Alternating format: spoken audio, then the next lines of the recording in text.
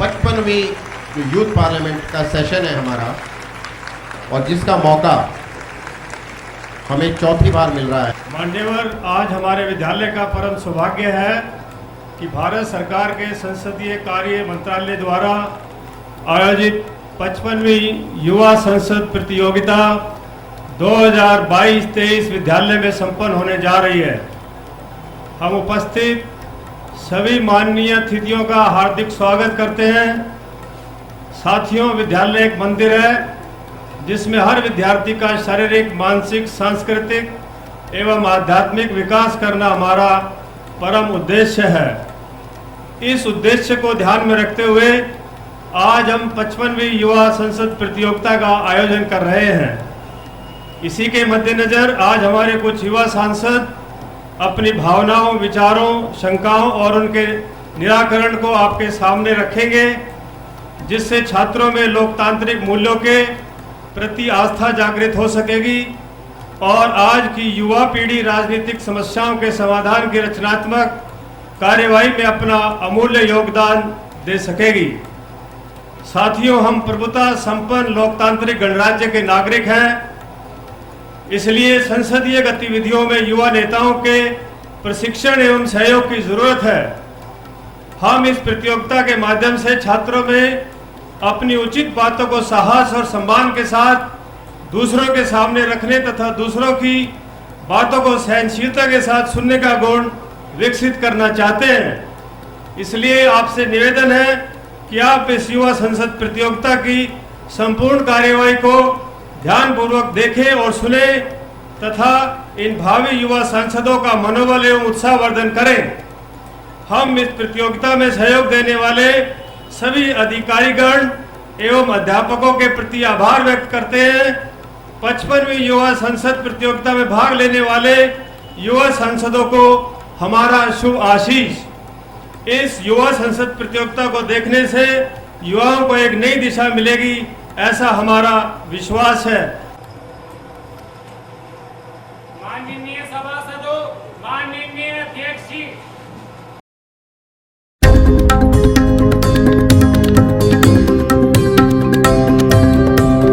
सदस्यगण शपथ ग्रहण अथवा प्रतिज्ञान करेंगे। श्री महासचिव श्री निशांत, जो नई दिल्ली संसदीय क्षेत्र से निर्वाचित हुए हैं, अब शपथ ग्रहण अथवा प्रतिज्ञान करेंगे। श्री निशांत।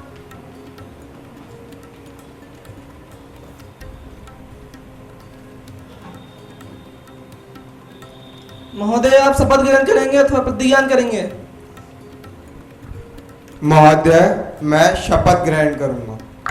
आप किस भाषा में शपथ लेना चाहेंगे? श्रीमान, हिंदी भाषा में।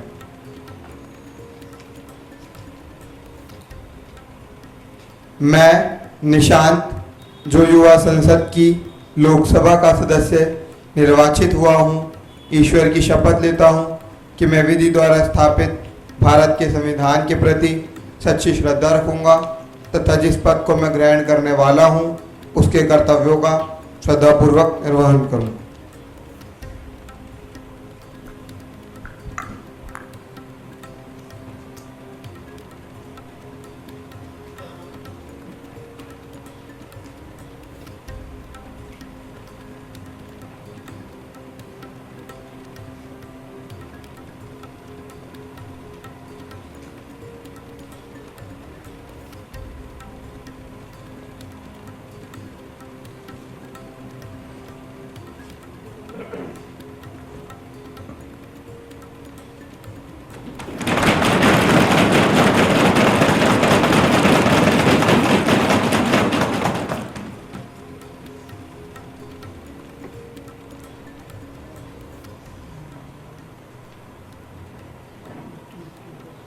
माननीय सदस्यगण, आज हम सभी 2 महीने के बाद मिल रहे हैं और मेरा एक कर्तव्य है कि मैं सदन के माध्यम से सभी सांसदों व समूचे राष्ट्र को माननीय राष्ट्रपति श्री प्रणब मुखर्जी के निधन की दुखद सूचना दूं। वह भारतीय राष्ट्र कांग्रेस के वरिष्ठ नेताओं में से एक थे। उन्होंने 25 जुलाई 2012 को भारत के 13वें राष्ट्रपति के रूप में पद और गोपनीयता की शपथ ली। उन्होंने कई बार विभिन्न मंत्रियों के तौर पर राष्ट्र को अपनी सेवाएं दी। वो एक महान अर्थशास्त्री, एक महान वक्ता, योग्य व जिम्मेदार सांसद भी थे। उन्हें पक्ष और विपक्ष समान रूप से आदर देता था। वह सदन की कार्रवाई में विशेष रुचि रखते थे। मुझे बहुत दुख व पीड़ा के साथ यह कहना पड़ रहा है कि उनका 31 अगस्त 2020 को नई दिल्ली में लंबी बीमारी के कारण निधन हो गया। वह 84 वर्ष के थे। ईश्वर उनकी आत्मा को शांति दे।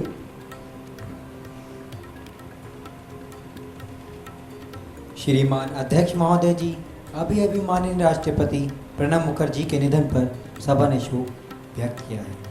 मैं स्वयं को भी उनके साथ संयोजित करता हूं और उनके अचानक निधन पर श्रद्धांजलि अर्पित करता हूं। भारत के पूर्व राष्ट्रपति भारत रत्न श्री प्रणब मुखर्जी के निधन से मुझे गहरा आघात लगा है। यह मेरे लिए एक व्यक्तिगत क्षति है। प्रणब दा से मेरा रिश्ता बहुत पुराना था। उनके साथ अनेकों मुद्दों पर मेरा वैचारिक संवाद होता रहता था। वह किसी भी कठिन परिस्थिति को बहुत आसानी से सुलझा देते थे। उनके साथ बिताया समय मुझे हमेशा याद रहेगा। मैं उनके परिवार के लिए संवेदना प्रकट करता हूँ और ईश्वर से उनकी आत्मा की शांति के लिए प्रार्थना करता हूँ। उनके निधन पर बस मैं इतना ही कहना चाहता हूँ, किसी के चले जाने से समय कहाँ रुक पाता है। किसी के चले जाने से समय कहाँ रुक पाता है। धीरे धीरे ही सही हर जख्म भी भर आता है। आपकी कमी को मगर कैसे पूरा कर पाएंगे, आपकी कमी को मगर कैसे पूरा कर पाएंगे। आप हमें हमेशा याद आएंगे, हमेशा। India's former president Pranab Mukherjee was a great pillar in Indian politics. He passed away at the age of 84. His charisma and wisdom always proved a troubleshooter in difficult situations for the party. He was a man of soaring intellectual wit and calculated decisions. He became a member of the upper house at the mere age of 24. That showed his capabilities as a figure. He was an effective speaker, proficient administrator, and a successful leader. I can say he was an unparalleled leader. People across the parties used to respect him for his behavior and contribution to the country for more than 5 decades. He took calculated and wise decisions when needed. He was always neutral towards all parties, groups, and took important decisions without any hesitations. I believe the youth that is going to take the country in their hands in the upcoming time will take inspiration from him and continue to make the country a better place like Pranab Da did his whole life. My heartiest condolences are with his family and loved one far away from party politics. सदस्यगण अपना शोक प्रकट करने के लिए 2 पल मौन खड़े होंगे।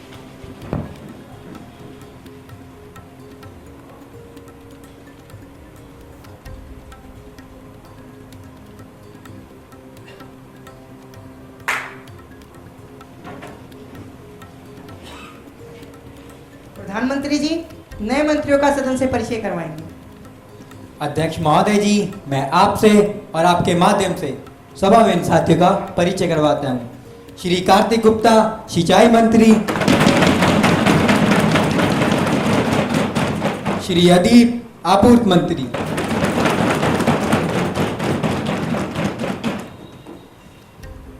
Now the question hour. प्रश्न संख्या 501 श्री आर्य गुप्ता जी। अध्यक्ष महोदय, क्या स्वास्थ्य मंत्री जी ये बताने की कृपा करेंगे कि ए कोविड-19 से अब तक देश में कितने लोग मृत्यु के शिकार हुए हैं। बी कोविड-19 से मरने वालों की संख्या दिन प्रतिदिन बढ़ती जा रही है, तो क्या सरकार की इसमें लापरवाही नहीं दिख रही। सी अगर नहीं तो इसका दस्ताबंदी ब्यौरा क्या है? स्वास्थ्य मंत्री श्री ऋषभ परिदा जी। अध्यक्ष महोदय, मैं आपके माध्यम से सदन को बताना चाहता हूं कि कोविड-19 एक वैश्विक महामारी है। यह किसी एक देश की नहीं बल्कि पूरे विश्व की समस्या है। जहां तक देश में कोरोना से लोगों की मृत्यु के बारे में मेरे साथी पूछ रहे हैं, तो मैं आपके माध्यम से बताना चाहूंगा कि देश में कोरोना से अब तक 4 लाख लोगों की मृत्यु हो चुकी है। उत्तर बी तथा सी। अध्यक्ष महोदय, जहां तक मेरे सांसद साथी हम पर कोरोना महामारी को लेकर लापरवाही बरतने का आरोप लगा रहे हैं, तो मैं आपके माध्यम से सदन को बताना चाहता हूं कि हमारी सरकार ने सभी स्तरों पर कोरोना महामारी पर रोक लगाने की पूरी कोशिश की है और कहीं भी लापरवाही या कोताही नहीं बरती है।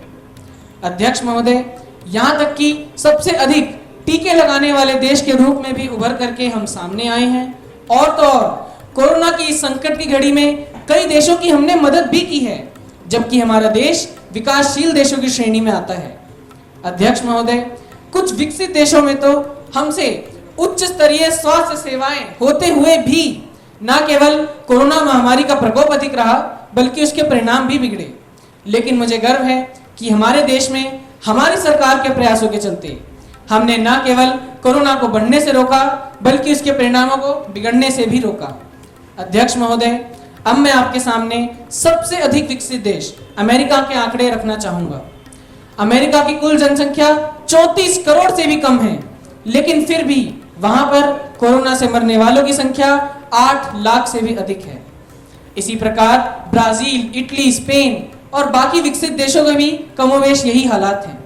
लेकिन महोदय, यदि इसकी हमारे देश से तुलना की जाए तो यह पता लगता है कि हमारे देश में 135 करोड़ से भी अधिक आबादी होते हुए भी कोरोना से मरने वालों की संख्या केवल 4 लाख है। अध्यक्ष महोदय, इसका अर्थ तो यह है कि हमारा डेथ रेट हमारी जनसंख्या का केवल 1.44% है। अध्यक्ष महोदय, इसका तो यह भी अर्थ है कि हमारी सरकार की सफलता का रेट 98.56% है। क्या अभी भी आप इसे हमारी असफलता समझेंगे? मैं अपने साथी से निवेदन करूंगा कि यदि हम पर आरोप लगाने से पहले वे एक बार इन आंकड़ों पर भी नजर डाल लेते तो बेहतर होता। अब मेरा निवेदन है कि इस विषय पर राजनीति बंद हो। माननीय सदस्य शांत बैठे प्लीज। माननीय सदस्य प्लीज नीचे बैठे प्लीज। शांत बैठे प्लीज। माननीय सदस्य आप सब अपने स्थानों पर बैठ जाइए प्लीज। शांत बैठिए। माननीय सदस्यगण, सदन सबकी सहमति से चलता है। पूरक प्रश्न श्री जसप्रीत सिंह। अध्यक्ष महोदय, मैं सरकार तो यह पूछना चाहता वा, सरकार ने कोविड-19 दे विच बचाव के लिए केड़े उपाय कीते ने? स्वास्थ्य मंत्री जी श्री ऋषभ परिदा। अध्यक्ष महोदय, किसी ने भविष्यवाणी की थी कि जब भारत में कोरोना आएगा तो रोज लाखों लोग मारे जाएंगे। जब हमारे देश में कोरोना आया तो उस समय मास्क और पीपी किट बनाने वाले उद्योगों की संख्या ना के बराबर ही थी। लेकिन हमारे प्रधानमंत्री जी ने यह नारा दिया कि आपदा को अवसर में बदलना है और उसके साथ ही आत्मनिर्भर भी बनना है। उनकी इसी पहल का ही परिणाम हुआ कि केवल 2 महीने के अंदर अंदर न केवल मास्क और पीपी किट बनाने वाले उद्योगों की संख्या में वृद्धि हुई बल्कि वेंटिलेटर्स के साथ नई लेबोरेटरीज भी खुली और भारत संकट की इस घड़ी में एक नए आत्मनिर्भर भारत के रूप में उभर करके सामने आया। अध्यक्ष महोदय, समाचार पत्रों में तो कई देशों के ऐसे भी हालात देखने को मिले जहां पर मृतकों के शव सड़कों पर इधर उधर पड़े हुए थे और उन्हें उठाने वाला भी कोई नहीं था। लेकिन मुझे गर्व है कि हमारे देश में हमारी सरकार के प्रयासों के कारण ही ऐसा एक भी मामला सामने नहीं आया। अध्यक्ष महोदय, अब मैं अपनी बात को कुछ चंद पंक्तियों के साथ भी खत्म करना चाहूंगा कि अंधेरा चाहे जितना भी हो उजाला आकर रहेगा। अंधेरा चाहे जितना भी हो उजाला आकर रहेगा। विश्वास रखो है देश वालों, कोरोना जाकर रहेगा, जाकर रहेगा। प्रश्न संख्या 502 श्री विक्की यादव जी। आदरणीय अध्यक्ष महोदय जी, क्या ऊर्जा मंत्री ये बताने की कृपा करेंगे कि क्या सरकार ने राष्ट्रीय हाइड्रोजन ऊर्जा मिशन पर अपने कोई नीति तैयार की है? यदि हाँ, तो भविष्य में इसके अंतर्गत प्रस्तावित कार्यक्रम के साथ साथ अब तक प्राप्त उपलब्धियों का क्या ब्यौरा है? यदि हाँ तो तत्संबंधी ब्यौरा क्या है? ऊर्जा मंत्री श्री यश गुप्ता जी। अध्यक्ष महोदय, उत्तर ए और बी। आज़ादी के अमृत महोत्सव पर मैं आपके माध्यम से युवा सदन को बताना चाहता हूं कि 15 अगस्त 2021 को स्वतंत्रता दिवस के भाषण में माननीय प्रधानमंत्री जी ने राष्ट्र को संबोधित करते हुए कहा कि देश की प्रगति और आत्मनिर्भर भारत बनाने के लिए ऊर्जा के क्षेत्र में हमें आत्मनिर्भर होना बहुत आवश्यक है, जिसके अंतर्गत प्रधानमंत्री जी ने राष्ट्रीय हाइड्रोजन ऊर्जा मिशन के शुभारंभ की घोषणा की और इसे बनाने का लक्ष्य भी बताया है। भारत हरित राष्ट्रीय हाइड्रोजन ऊर्जा उत्पादन एवं निर्यात के लिए एक ग्लोबल हब बनाने के लक्ष्य की बात कही। जहां तक अध्यक्ष जी उपलब्धियों की बात है तो सरकार ने अक्षय ऊर्जा क्षेत्र में महत्वाकांक्षी लक्ष्य निर्धारित किए हैं, जिससे हाइड्रोजन ऊर्जा को बढ़ावा देने से देश को इस दिशा में आगे बढ़ने में मदद मिलेगी। परंतु महोदय, मेरी बात से ज्यादा महत्वपूर्ण तो मेरे प्रिय साथी का अखबार पढ़ना है। तभी तो देखिए अखबार पढ़े ही जा रहा है। पता नहीं ऐसी कौन सी खबर जब गई है अखबार में जो इन्हें किसी की बात सुनने तक की भी फुर्सत नहीं है। अध्यक्ष महोदय प्लीज अखबार को इसलिए पढ़ रहे हैं ताकि सरकार की काली करतूतों के बारे में प्लीज हमें भी तो पता चले। निशान बेटे प्लीज, सदन की प्लीज बैठ जाइए लोग, नीचे बैठे प्लीज, सदन की गरिमा का पालन कीजिए। शांत बैठिए प्लीज, नीचे बैठिए आप सब, नीचे बैठिए प्लीज, शांत बैठिए आप सब। यस मंत्री। तो महोदय, मैं ये कह रहा था, सरकार ने हाइड्रोजन ऊर्जा सहित अन्य नवीकरणीय ऊर्जा मिशन विकास के लिए बजट में इसके लिए 1500 करोड़ रुपए आवंटित किए। इसके लिए एक रोड मैप तैयार किया गया है जिसमें परिवहन सहित अन्य उद्योगों को बदलने की भी क्षमता है।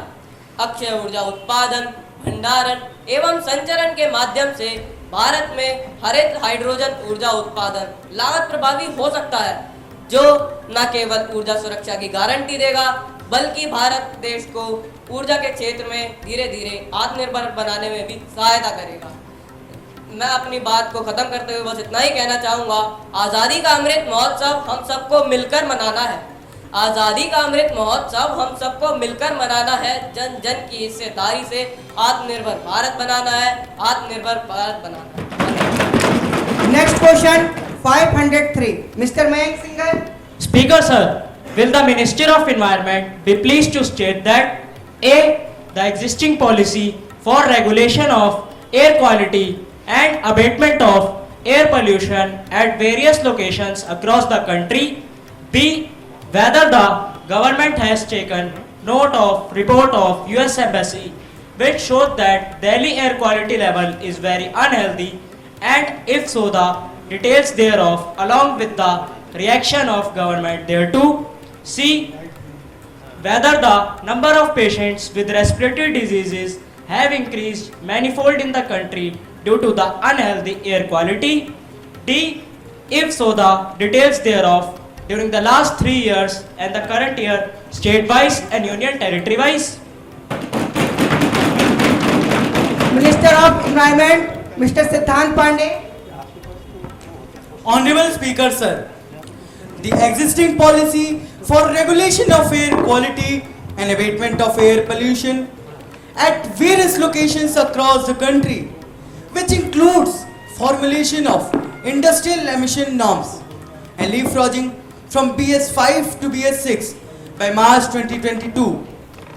Apart from comprehensive set of directions under Section 18, Subsection 1, Clause B of Air Prevention and Control of Pollution Act 1981 for management of air quality, containing 42 action points and monitoring of air quality in 271 towns. The government has laid down National Ambient Air Quality Standards, which provides yardsticks for assessment and implementation of steps necessary for maintaining healthy air quality. Point number B.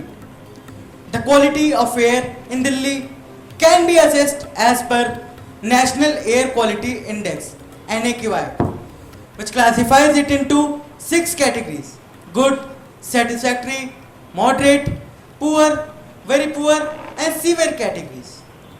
As per NAQI, the data for Delhi, the number of days during which the air quality was satisfactory between May and December were 23. The number of moderate days were 87, number of poor days were 85, number of severe days were 8. During 2021, number of satisfactory days were 24. मंत्री जी आप अपनी बात कम समय में रखिए और भी हमारे साथी जो अपने विचार रखना चाहेंगे. Okay, sir.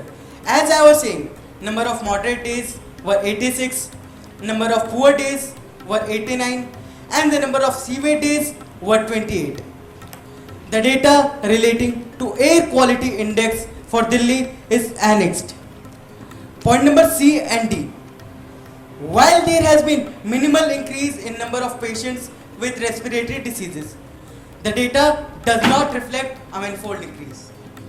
Further, air pollution is one of the most aggravating factors for respiratory diseases.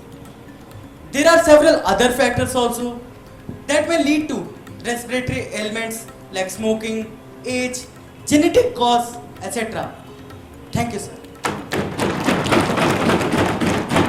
Supplementary question, Mr. Rajkumar Joshi.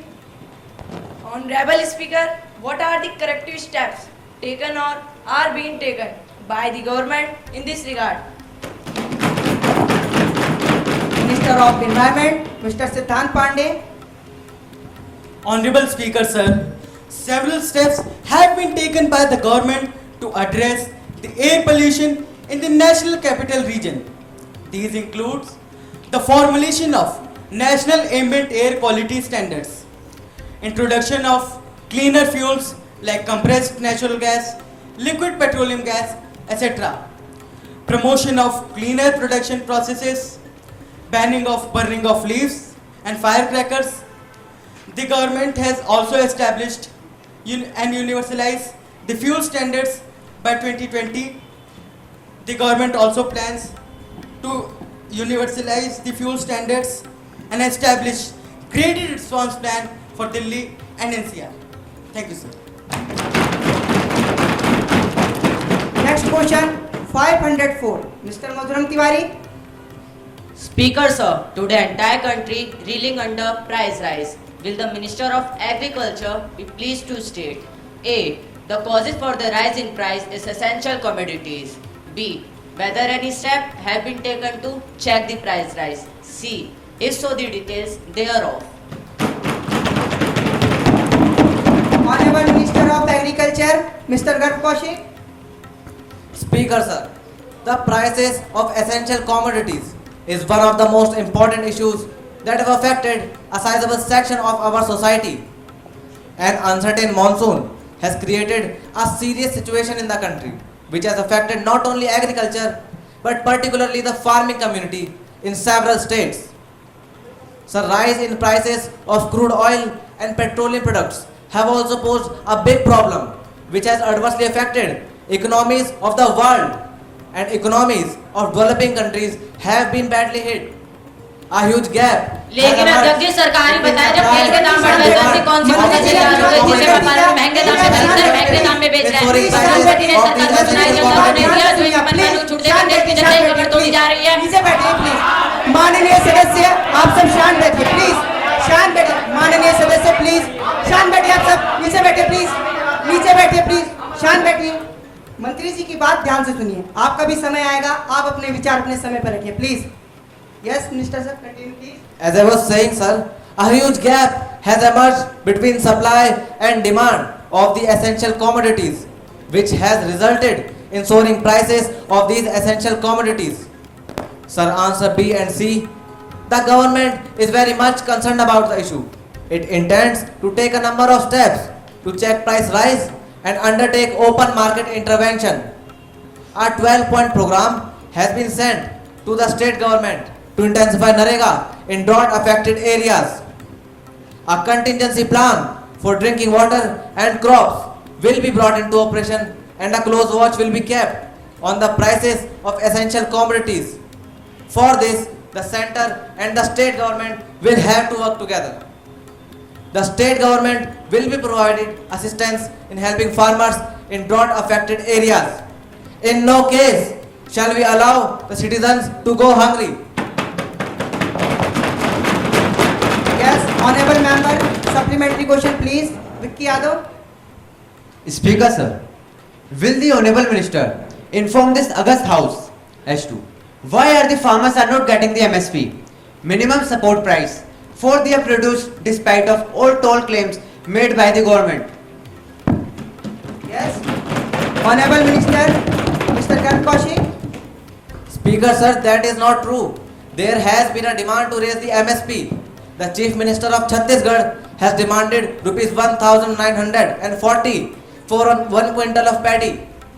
Sir, if you oblige them, the consumers will have to pay dearly for that amount.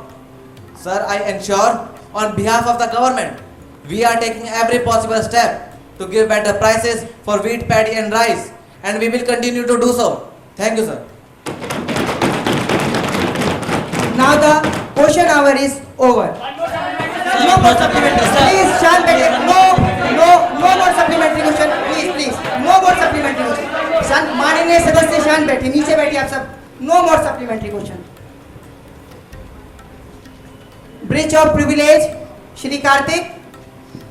Speaker sir, a serious breach of privilege has been committed by the leading newspaper of Delhi. While committing on the recommendation of the Public Account Committee, the newspaper has attributed dishonest motives, and I have requested you to allow me to raise a question on that matter now. Have you given notice of it earlier? Yes sir. You may give due to notice along with a copy of newspaper cutting, and I shall consider it. You cannot spring a surprise on me like this. Sir, I have already given notice 10 AM today. Okay? It will be examined. When it come to me, I shall consider it and let you know my decision. Thank you sir. Honorable Minister of Information and Broadcasting, Mr. Bhavya.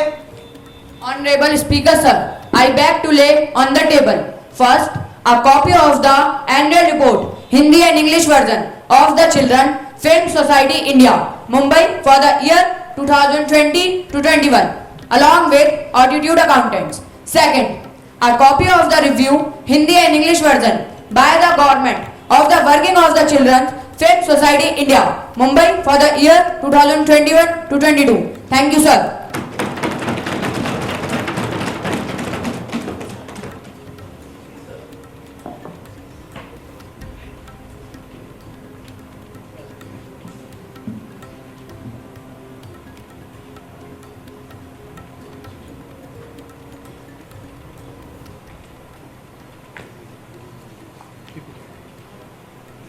माननीय सदस्यगण, मुझे एक घोषणा करनी है. मेरी तथा सदन के माननीय सदस्यों की ओर से भारत की यात्रा पर आए महामहिम श्री सूंजी, जर्मन संसद के अध्यक्ष तथा जर्मन संसदीय प्रतिनिधिमंडल के आदरणीय सदस्यों का स्वागत करते हैं.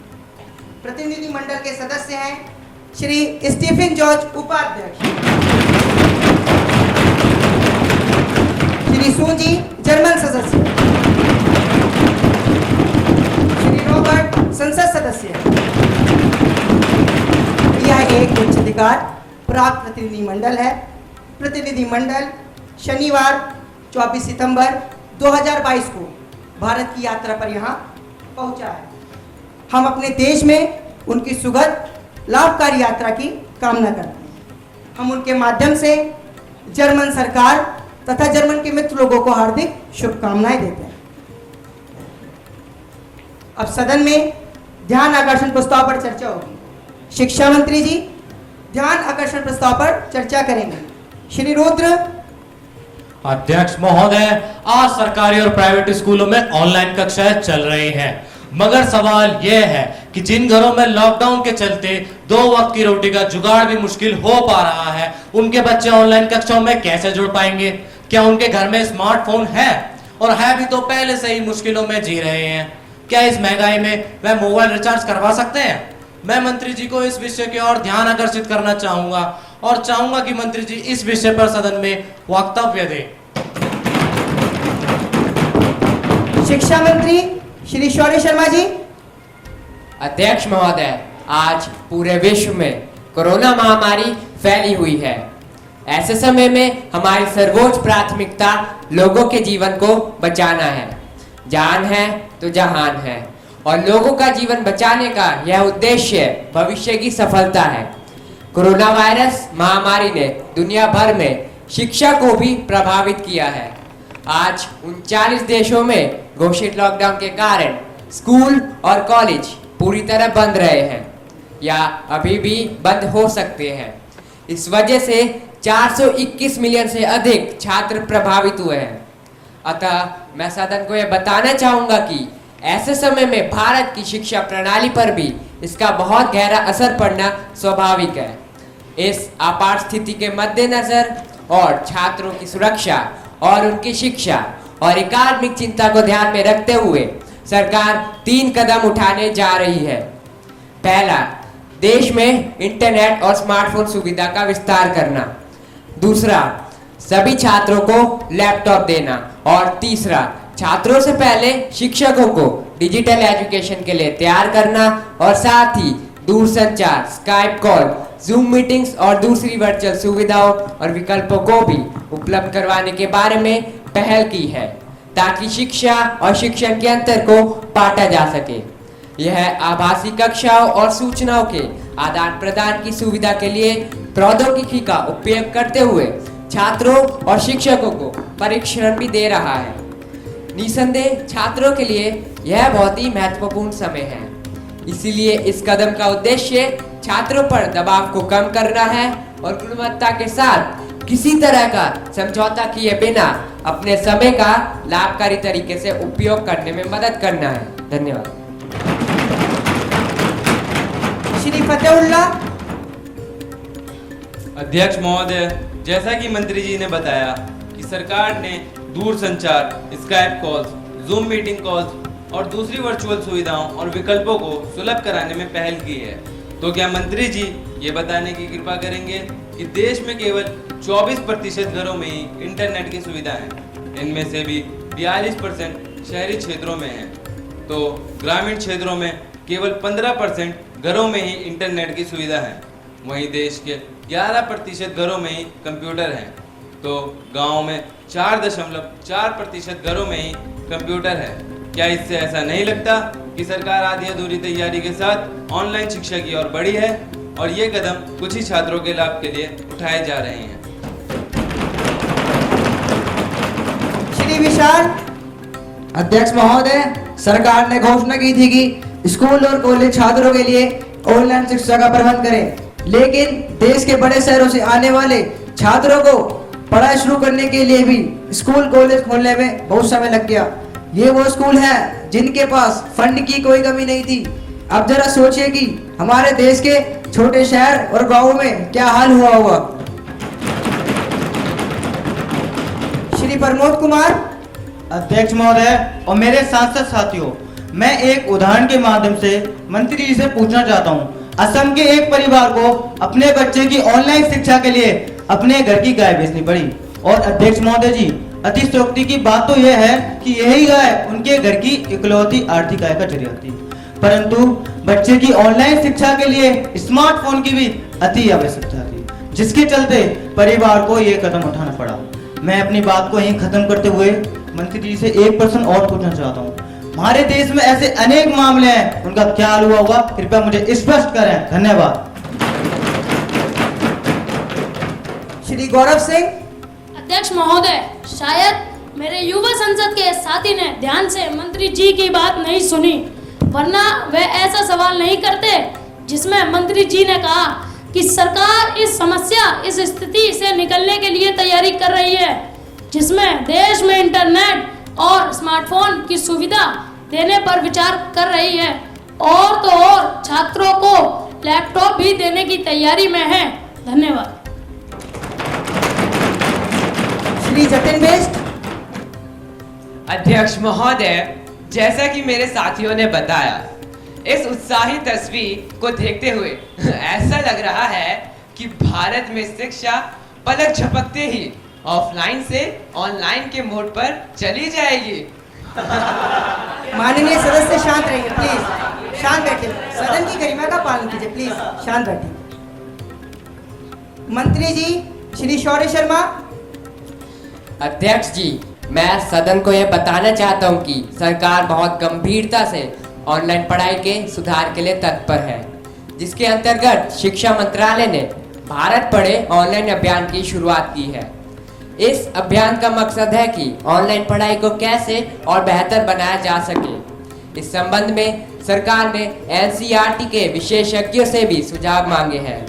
जाहिर है कि इस पूरी कवायद का मकसद भविष्य में ऑनलाइन शिक्षा की राह में आने वाली बाधाओं और चुनौतियों से पार पाना है। देश में 50 करोड़ से अधिक लोग इंटरनेट का इस्तेमाल करते हैं। 2022 तक ये संख्या 80 करोड़ के पार कर जाएगी। दूरस्थ शिक्षा के लिए भी ऑनलाइन माध्यम सबसे कारगर माना गया है। इस बीच सरकार ने खुद ही बस्ता और डिजिटल इंडिया जैसे अभियान शुरू किए हैं। अध्यक्ष महोदय, अंत में मैं सदन को यह विश्वास दिलाना चाहता हूं कि छोटे शहरों और गांवों में और गरीब लोगों को अब अच्छी ऑनलाइन शिक्षा देने में सरकार किसी भी तरह की कोताही नहीं करेगी और छात्रों को ऑनलाइन शिक्षा में आत्मनिर्भर बनाएगी। धन्यवाद। Bill introduced Honorable Minister of Environment and Forest, Mr. Siddhant Pandey. Honorable Speaker, sir, I beg to move for leave to introduce the Council of Environment Protection Bill 2022. The question is that leave be guaranteed to introduce the Council of Environment Bill Protection 2022. Those who are in favor will say aye. Aye. Those who are against say no. No. The majority of members say aye. I think I have it. I have it. I have it. Honorable Minister of Forest, Mr. Siddhant Pandey. Speaker, sir, I introduce the bill. अब युवा संसद में लोकसभा में महिलाओं के लिए 33% आरक्षण वाले विधेयक 2022 पर विचार किया जाएगा। माननीय संसदीय कार्य मंत्री श्री आशीष झा। अध्यक्ष महोदय, मैं यह प्रस्ताव सदन के सामने रखता हूं कि भारत की कुल जनसंख्या का 50% महिलाएं हैं। अतः लोकसभा के 33% आरक्षण को महिलाओं के लिए आरक्षित करने वाले विधेयक पर विचार किया जाए। वर्तमान सरकार इस विधेयक को इस सदन में समय की मांग को देखते हुए लाई है। इस विधेयक की प्रमुख बातें कुछ इस प्रकार हैं। विधेयक में महिलाओं की वर्तमान पिछड़ी स्थिति को सुधारने के लिए आरक्षण की आवश्यकताओं को रेखांकित किया गया है। बी, इस विधेयक में चुनाव में भाग लेने वाली महिलाओं की आयु एवं योग्यताओं का प्रावधान किया गया है। सी, कोई महिला किन कारणों से चुनाव में भाग नहीं ले सकती, इसका पूर्ण विवरण इस विधेयक में दिया गया है। डी, इस विधेयक में सामाजिक न्याय के अंतर्गत महिलाओं को लोकसभा में समानता के अधिकार की बात की गई है। अध्यक्ष महोदय, मुझे पूरा विश्वास है कि महिलाओं के उत्थान हेतु इस सदन में बैठे सभी माननीय सदस्य अपने पूर्वाग्रहों तथा दलीय मतभेदों को भुलाकर हृदय से इस विधेयक का स्वागत करेंगे और इसे पास कराने में अपना सहयोग देंगे। इन शब्दों के साथ मैं ये प्रस्ताव रखता हूं कि लोकसभा में महिलाओं के लिए 33% आरक्षण विधेयक 2022 पर विचार किया जाए। संसदीय मंत्री द्वारा प्रस्ताव पेश किया गया है कि महिलाओं के लिए 33% आरक्षण वाले विधेयक 2022 पर विचार किया जाए। श्री कृष्ण महेश्वरी। अध्यक्ष महोदय, जैसे कि मेरे मित्र ने कहा, भारत में कुल जनसंख्या का 50% महिलाएं हैं। इतनी बड़ी आबादी के प्रतिनिधित्व की यदि निर्वाचित महिला सदस्यों की संख्या से तुलना की जाए तो एकदम नगण्य दिखती है। इससे सिद्ध होता है कि लोकसभा में महिलाओं का प्रतिनिधित्व बहुत कम है। इस कारण इनके हितों की रक्षा सुचारू रूप में नहीं हो रही है। समाज का यह वर्ग अपने आप को बहुत पिछड़ा हुआ समझ रहा है। अध्यक्ष महोदय, दूसरी ओर अन्य क्षेत्रों पे दृष्टि डालने पे पता चलता है कि ऐसा कोई क्षेत्र नहीं बचा जहां महिलाओं ने अपने आप को पुरुषों के समान दर्शित ना किया हो, चाहे वो क्षेत्र विज्ञान का हो या उच्च शिक्षा का। जहां जहां महिलाओं ने अपने कदम रखे हैं वहां वहां पुरुषों के वर्चस्व को बड़ी शालीनता से ललकारा है। महिलाओं ने अपने आप को कहीं पर भी लाचार नहीं पाया है।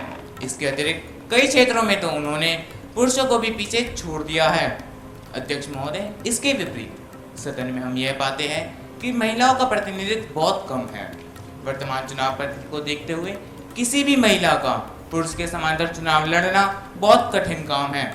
जो महिलाएं चुनाव जीतकर इस सदन में आई हैं, उन सभी को इन कठिनाइयों का अनुभव अवश्य प्राप्त हुआ है। वे किसी न किसी रूप में पुरुषों की सहायता पाकर ही इस सदन की सदस्य बन सकी है। अध्यक्ष महोदय, इस वर्ग को सही प्रतिनिधित्व देने हेतु सदन में जनसंख्या की दृष्टि से तो 50% आरक्षण का प्रावधान होना चाहिए, परंतु प्रथम अवस्था में इतना संभव ना हो सके तो 33% आरक्षण का प्रावधान तो अवश्य ही होना चाहिए। समय की मांग को देखते हुए अगर ऐसा ना किया गया तो समय तथा भावी पीढ़ी हमें इस भूल के लिए कभी क्षमा नहीं करेगी। अतः मैं इस विधेयक का खुले मन से समर्थन करता हूँ और अंत में कुछ पंक्तियों के साथ अपनी बात समाप्त करता हूँ कि महिलाएं इस देश की तरक्की का आधार उनके प्रति बदलो अपने विचार। श्री नीरज कुमार राव।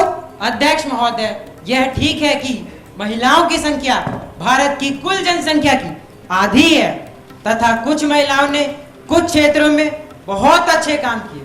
इन महिलाओं की संख्या उंगलियों पर गिनने लायक है, क्योंकि ये वो महिलाएं हैं जो विशेष परिवारों से हैं तथा इन्हें विशेष परिस्थितियां प्राप्त है। भारत में महिलाओं को कभी निम्न नहीं समझा गया, क्योंकि यत्र नारस्तु पूज्यन्ते रमन्ते तत्र देवता उक्ति भारत में चरितार्थ है।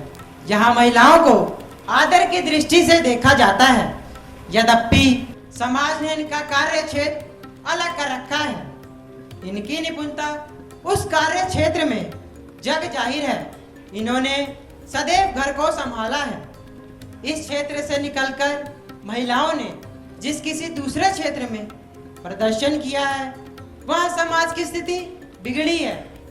उस समाज की भावी पीढ़ी अपने मार्ग से भटकी है तथा उसका भविष्य अंधकार में हुआ है। अतः आरक्षण विधेयक पर विचार करने से पूर्व इन पहलुओं पर विचार किया जाए। इन शब्दों के साथ मैं इस विधेयक का विरोध करता हूँ। अरे जी आप हर मुद्दे पे खड़े हो जाते हैं।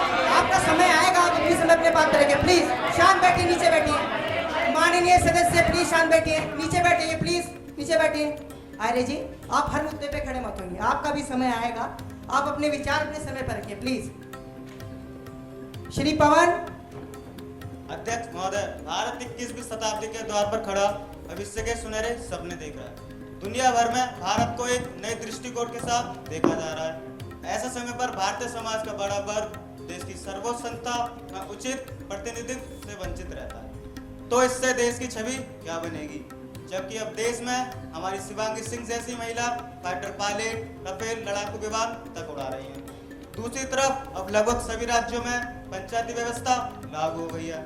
इसमें भी महिला के लिए स्थान आरक्षित किए गए हैं। प्रारंभ में यह समझा गया कि ग्रामीण परिवेश में महिलाएं आगे नहीं आ पाएंगी, परंतु यह गलत साबित हुआ। कई स्थानों पर महिलाएं सरपंच बनी। यदि वे अधिक पढ़ी लिखी नहीं थी, फिर भी उन्होंने अपने कर्तव्यों का पालन भली बातें समझकर उनका निर्वहन किया। कई पंचायतों में महिला का कार्य पुरुषों की अपेक्षा बहुत अच्छा रहा। अंत अब समय आ गया है, इस वर्ग को उचित प्रतिनिधित्व करने का अवसर दिया जाए। श्री राजकुमार जोशी।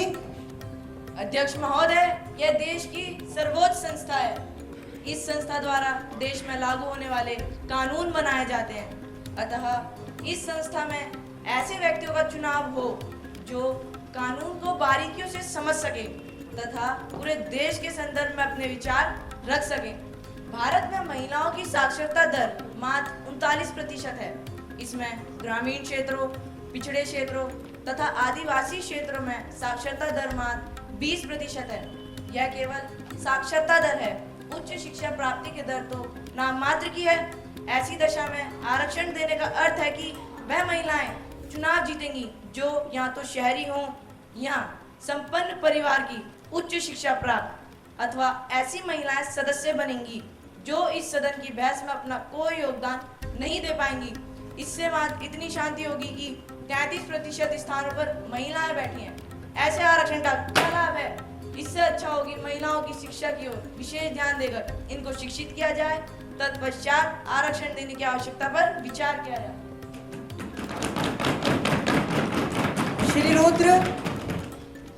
अध्यक्ष जी, मेरे सांसद साथी को देखिए, उनको विधेयक की इतनी चिंता है कि चिंता करते करते सदन में सो गए। माननीय सदस्य, कृपया सदन की मर्यादा का पालन कीजिए प्लीज। श्री रुद्र। अध्यक्ष महोदय, गांव की पंचायत में बैठना या उसमें भाग लेना एक सहज कार्य है, पर गांव से बाहर शहरी क्षेत्र की सदन की कार्यप्रणाली में भाग लेना सुगम नहीं है। स्वतंत्रता प्राप्ति के 75 वर्षों में हुई वैज्ञानिक प्रगति तथा आधुनिकता के वाशीभूत ग्रामीण क्षेत्रों और दूर दराज के क्षेत्रों तथा आदिवासी क्षेत्रों की महिलाओं को अपना घर या गांव छोड़ने में आज भी झिझक होती है। ऐसी दशा में वह कैसे चुनाव लड़ सकेंगी? भारत की महिला जनसंख्या का 80% इन क्षेत्रों में है, सो केवल संपन्न परिवार की शिक्षित महिलाएं इस आरक्षण का लाभ उठा पाएंगी। क्या यह आरक्षण का सही स्वरूप है? पिछड़ी जाति महिलाओं के विषय में क्या विचार किए गए हैं? उनको किस प्रकार उचित प्रतिनिधित्व मिल पाएगा? क्या उनके लिए अलग से कोई आरक्षण नीति अपनाई जाएगी? क्या यह विधेयक देश की एकता को तोड़ते हुए महिला समाज को भी पृथक पृथक टुकड़ों में बांट देगा? मैं सदस्य से अनुरोध करता हूं कि वे शांत मन से इन प्रश्नों पर विचार करें। मैं इन परिस्थितियों में इस विधेयक का पुरजोर विरोध करता हूं। माननीय सदस्य शांत बैठिए प्लीज, शांत बैठिए, शांत बैठिए प्लीज। माननीय सदस्य, मैं आपसे फिर आग्रह करता हूं, आप सदन के अंदर नारेबाजी करना बंद करें, नहीं तो मुझे सदन की मर्यादा को लिए कार्रवाई के अलावा शांत बैठिए, कोई विकल्प नहीं बचेगा। आप अपनी अपनी सीटों पर बैठिए। आप यहाँ नारेबाजी करने आए या फिर विधेयक पे विचार, प्लीज ये सही तरीका नहीं है। प्लीज अपने अपनी सीटों पर जाके बैठिए, शांत बैठिए प्लीज। सदन की मर्यादा का पालन कीजिए। Do not interrupt the house. Shri Krishna Sharma. अध्यक्ष महोदय, सदन के सदस्यों ने इस विधेयक के पक्ष तथा विपक्ष में बहुत से विचार सुने। मैं इस सदन का ध्यान सदन की वर्तमान अवस्था की ओर दिलाना चाहता हूं। क्या इस सदन में प्रत्येक व्यक्ति स्नातकोत्तर है? क्या सन 1952 से लेके हम सदन के कुल सदस्यों की शिक्षा में परिवर्तन देख रहे हैं? निश्चित रूप से हम ये पाते हैं कि वर्तमान सदन के सदस्य 1952 सदन के सदस्य से अधिक शिक्षित हैं। समय के साथ साथ प्रत्येक क्षेत्र में परिवर्तन आता है। महिलाओं में भी जागरूकता आएगी। जब भी ये प्रारंभ होगा तो विभिन्न प्रकार की मुश्किलें तो सामने आएंगी, जबकि अब यही उचित समय है। हमारी भारत की नारी पूर्णतया जागरूक है।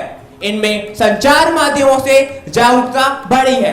अब वह पहले के समान खूब मंडूक नहीं रही। समय समय पर होने वाले चुनाव महिलाओं की जागरूकता का संकेत देते हैं। हम इनके अधिकारों को ज्यादा समय तक अनदेखा नहीं कर सकते। विश्व के कई देशों के उदाहरण हमारे सम्मुख हैं। समाचार पत्रों द्वारा यह भी पता लगता है कि लोकसभाओं या तक कि राज्यसभाओं में भी असामाजिक तर्क प्रवेश कर चुके हैं। कम से कम महिलाओं वर्ग से शिकायत तो सुनने को नहीं मिलेगी। बहुत समय तक देश महिलाओं को इस सदन में चुने जाने के अधिकार से वंचित नहीं रख सकता। इसलिए समय की मांग को ध्यान में रखते हुए तथा 50% वर्ग की तथा भागीदारी को ध्यान में रखते हुए मैं महिलाओं के लिए लोकसभा में 33% स्थान के आरक्षण पर विधेयक का खुले मन से समर्थन करता हूं तथा सदन के सभी साथियों से अनुरोध करता हूं कि वे इस विधेयक का सर्वसम्मति से अनुमोदन करके भारत के उज्जवल भविष्य के निर्माण में भागीदार बने। अंत में सदन से यही कहना चाहूंगा, अपने हौसले से नारी भर रही है ऊंची उड़ान। अपने हौसले से नारी भर रही है ऊंची उड़ान। ना कोई शिकायत, ना कोई थकान। धन्यवाद। संसदीय मंत्री श्री आशीष झा। अध्यक्ष महोदय, आजादी के अमृत महोत्सव पर हमारी सरकार सबका साथ, सबका विकास, सबका प्रयास, सबका विश्वास व नारी सशक्तिकरण के मूल मंत्र को अपनाकर आगे बढ़ रही है। हम 2022 में इस पर विचार कर रहे हैं, जबकि अनेक देश जैसे पाकिस्तान, बांग्लादेश और नेपाल में महिलाओं को यह अधिकार बहुत पहले ही दिया जा चुका है। जब तक महिलाओं की आवाज नहीं सुनी जाएगी तब तक सच्चा लोकतंत्र नहीं आ सकता। अध्यक्ष महोदय, मुझे इस बात की बेहद खुशी है कि सरकार की तरह विपक्ष भी इस विषय में रुचि ले रहा है और उसकी सहमति बन रही है। इसलिए अंत में मैं एक बार आपके समर्थन से इस विधेयक को लागू करवाने का सहयोग चाहता हूँ। मुझे लगता है मैंने सदन में बैठे अपने साथी सदस्यों के अधिकतर सवालों के जवाब दे दिए हैं, इसलिए मैं युवा संसद में इस विधेयक को पास कराने का निवेदन करता हूँ। प्रश्न है कि महिलाओं के लिए 33% आरक्षण वाले विधेयक 2022 पर विचार किया गया है। जो सदस्य इसके पक्ष में है वो हाँ कहेंगे, जो सदस्य इसके विपक्ष में है वो ना कहेंगे। बहुमत हाँ का है, इसलिए हाँ का बहुमत है, हाँ का बहुमत है, हाँ का बहुमत है। प्रस्ताव स्वीकार किया जाता है। अब प्रश्न है कि खंड 2 से 5 तक विधेयक का अंग बने। जो इसके पक्ष में है कृपया वो हाँ कहेंगे, जो इसके विपक्ष में है कृपया वो ना कहेंगे। मैं समझता हूँ कि हाँ का बहुमत है, हाँ का बहुमत है, हाँ का बहुमत है। प्रस्ताव स्वीकार कर लिया जाता है, इसलिए यह प्रस्ताव खंड 2 से 5 तक विधेयक का अंग बन गया है। अब प्रश्न है कि खंड 1 विधेयक का शीर्षक अंग बने। जो इसके पक्ष में है कृपया वो हाँ कहेंगे, जो इसके विपक्ष में है कृपया वो ना कहेंगे। मैं समझता हूँ कि हाँ का बहुमत है, हाँ का बहुमत है, हाँ का बहुमत है। खंड 1 विधेयक का शीर्षक अंग बन गया है। संसदीय मंत्री श्री आशीष झा। महोदय, मैं ये प्रस्ताव करता हूँ कि विधेयक को पारित किया जाए।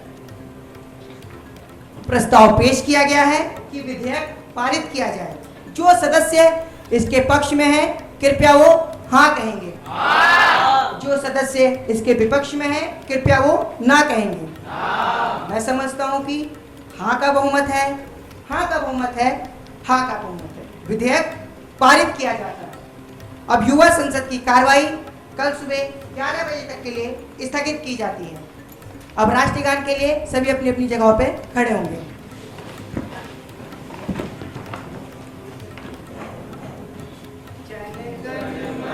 अधिनायक जय हे भारत भाग्य विधाता, पंजाब सिंध गुजरात मराठा द्राविड़ उत्कल बंगा, विंध्य हिमाचल यमुना गंगा, उज्जल जल तरंगा। तब शुभ नामे जागे, तब शुभ आशीष मांगे, गाए सब जय गाथा, जन गण मंगलदायक जय हे भारत भाग्य विधाता, जय हे जय हे जय हे जय जय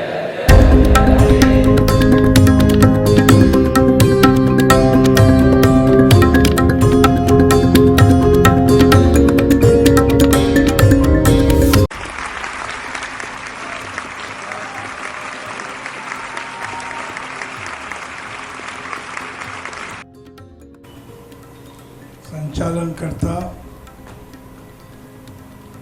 उपस्थित सभी महानुभाव, हमारे युवा पार्लियामेंट के स्पीकर साहब, नेता विरोधी दल, सभी मंत्रीगण और सभी माननीय सदस्यगण, आप लोगों ने जो भी पूर्व में अभ्यास किया है बहुत सराहनीय है। ऐसे बच्चों ने बहुत तैयारी की है और मुझे अच्छा लगा।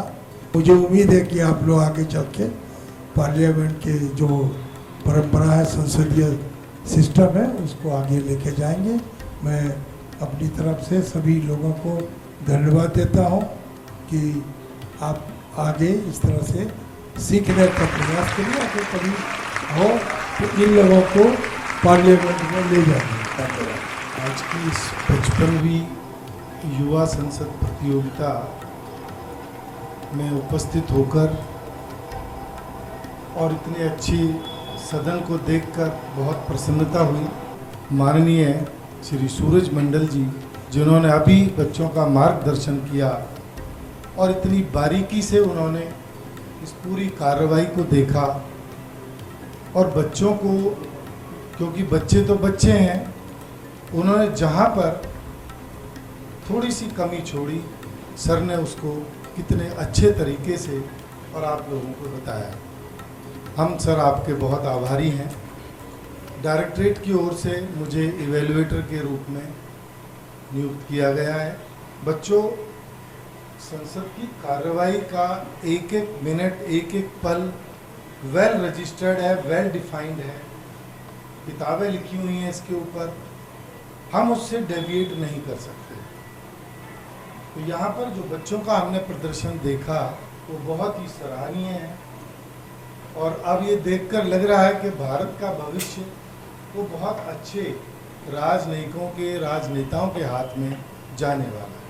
वास्तव में आप बधाई के पात्र हैं। यहाँ के प्रधानाचार्य राजेश जी और दूसरे गणमान्य व्यक्ति यहाँ बैठे हैं, उनका भी मैं धन्यवाद करूँगा, विशेष तौर से उन अध्यापकों का जिन्होंने लगभग 1 महीने से इन बच्चों के साथ इतना समय गुजारा है, एक एक चीज़ इनको बताई है, कैसे खड़े होकर आपको बोलना है, किस तरह से आपको बैठना है, किस तरह की वेशभूषा पहननी है। तो ये इतना आसान और इतना साधारण नहीं है जितना हमें लग रहा है। ये 1 घंटे का शो, इसके यदि हम नेपथ्य में जाएं, इसके पीछे जाएं, तो ये महीनों की मेहनत है। तो वो सभी लोग बधाई के पात्र हैं।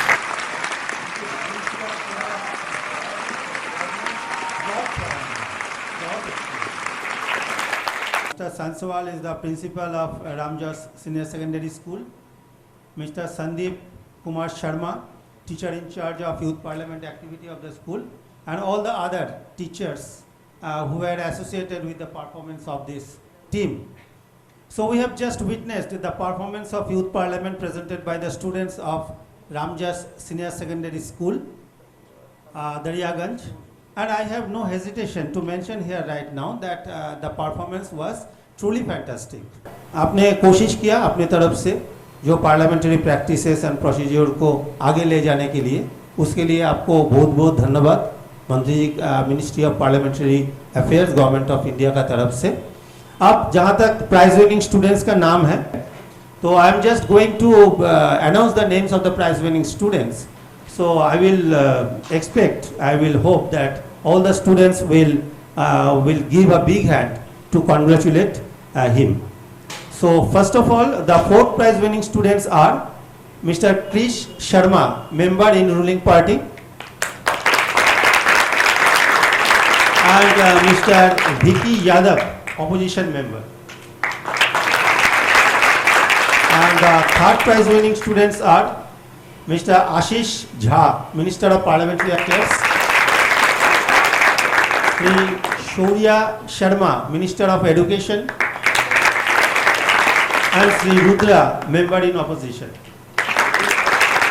And the 2nd prize winning students are Mr. Abhishek Misra, Speaker, and Sri Siddhant Pandey, Minister of Environment and Forest. And the 1st prize winning student is Mr. Yash Gupta, Minister of Energy. So congratulations to all of you. After completing the whole competition, we will organize the prize distribution function in Balajogi Auditorium, which is in the Parliament House complex, and there the prizes and certificates will be distributed among you by our minister. So congratulations to all of you again, and thank you very much. Thank you very much. सबसे पहले तो हमारे तीनों अतिथियों का बहुत बहुत धन्यवाद मैं दूंगा। एमपी साहब सूरज मंडल जी इतने पुराने लोकसभा के मेंबर, और उससे पहले उन्होंने बताया कि 3 बार विधानसभा के मेंबर, और वो तो झारखंड को जब अलग हुआ तो उस वक्त के संघर्ष वाले जो हैं वो नेता रहे हैं। तो सबसे पहले मैं सर आपको प्रणाम करता हूं और बच्चों की तरफ से पूरे विद्यालय की ओर से आपका स्वागत करता हूं और धन्यवाद देता हूं कि आपने इतनी अच्छी अच्छी बातें जो बच्चों को बताई, बड़ी बारीकी वाली बातें थी। ये यूथ पार्लियामेंट तो 3-4 बार से हो रहा था, लेकिन जो बारीकियां इस बार आपने बताई, ऐसी बारीकियां हमें इससे पहले किसी एक्सपर्ट ने नहीं बताई। तो हम आपका बहुत बहुत धन्यवाद करते हैं, इन बातों का बहुत ध्यान रखेंगे। हमारे बच्चे बहुत ध्यान से सर सब सुन रहे होंगे और ये बहुत ध्यान से सुनते हैं। यश गुप्ता जिस बच्चे को आपने प्रथम पुरस्कार दिया, इस बच्चे के बारे में एक छोटी सी घटना मैं बताऊं कि आज से 3-4 वर्ष पहले ये बच्चा बहुत छोटा था, बहुत छोटी कक्षा में था। तो इसने बड़ा जिद किया कि सर मेरे को पार्लियामेंट में आपको लेना है। तो हमने कहा यार इतना छोटा बच्चा है, पता नहीं बोल पाएगा नहीं बोल पाएगा। हमने इसको मना किया, लेकिन इसने कहा नहीं सर मैंने कुछ ना कुछ तो पार्टिसिपेट करना है। तो इसको हमने एक क्वेश्चन दिया था कि एक क्वेश्चन चलो तुम बोलोगे, और इस बच्चे ने सर वो इतना कॉन्फिडेंस के साथ बोला कि ये बच्चा उसी दिन से पार्लियामेंट का एक अभिन्न अंग बन गया और आज इस बच्चे ने प्रथम पुरस्कार जीता है। मुझे गर्व है इस बच्चे पर, बाकी सारे बच्चों पर गर्व है, लेकिन इस बच्चे पर जिसके अंदर एक इस प्रकार का वो था कि मैंने एक मादा था कि मैंने कुछ करना है, ये एक्टिविटी में पार्टिसिपेट करना है। आचार्य साहब का बहुत बहुत धन्यवाद करता हूँ कि आचार्य साहब ने मुझे भी कई बार कोऑर्डिनेट किया, फोन किया और कहा कि आप चिंता ना करें, बिल्कुल सही समय पर मैं एमपी साहब को लेकर पहुंच जाऊंगा। तो ठीक जो वक्त इन्होंने बताया उससे भी बल्कि 5 मिनट पहले यहाँ पर पहुंच गए। बहुत धन्यवाद करता हूँ सर।